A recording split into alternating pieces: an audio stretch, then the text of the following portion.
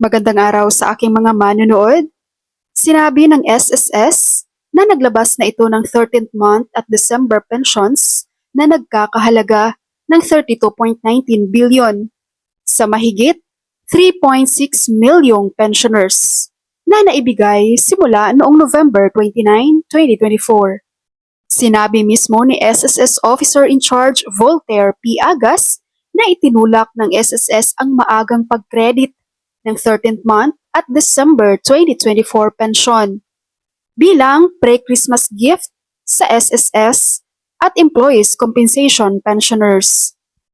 Ipinaliwanag ni Agas na ang unang batch ng 13th month at December pensions ay ipinamahagi sa 2.09 milyong pensioners at ito ay nagkakahalaga ng 17.9 billion noong November 29 na sumasaklaw sa mga pensioners na may contingency ng 1 to 15.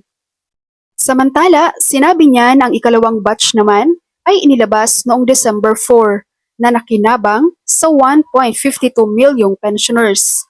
Nagkakahalaga ito ng 14.3 billion.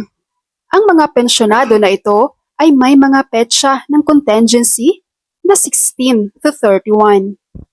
Gayon din, sinabi ni Agas na ang SSS ay naglabas ng humigit kumulang 41.6 million na halaga ng 13th month at December pensyon sa mahigit 6,000 pensioners sa pamamagitan ng non-PESONet, participating banks at cheque.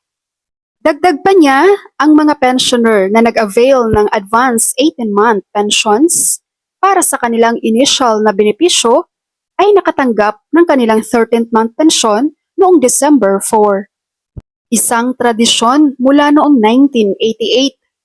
Mula noong December 1988, ang SSS ay nagbibigay ng 13th month pensyon sa SSS at EC pensioners, nakatumbas ng kanilang buwanang pensyon.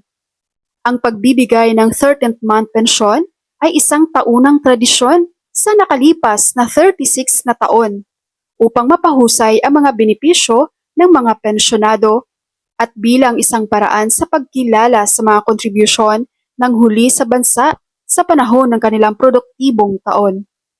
Ipinaliwanag din ni Agas na ang mga retirement at survivor pensioners ay nakakakuha ng 13-month pensyon na katumbas ng kanilang regular monthly pensyon, habang ang total disability pensioners ay tumatanggap ng 13th month pensyon na katumbas ng kanilang buwanang pensyon ng walang medical allowance.